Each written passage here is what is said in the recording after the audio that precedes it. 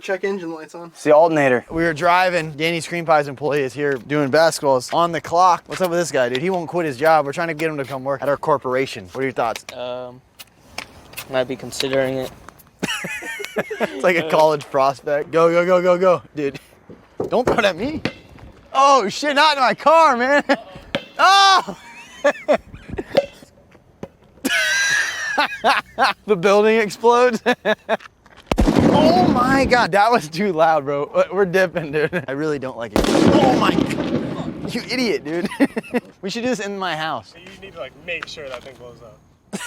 Why? Because it's gonna go like through the ceiling. It's drywall, dude. Where? All of it. That's not drywall, that's ceiling.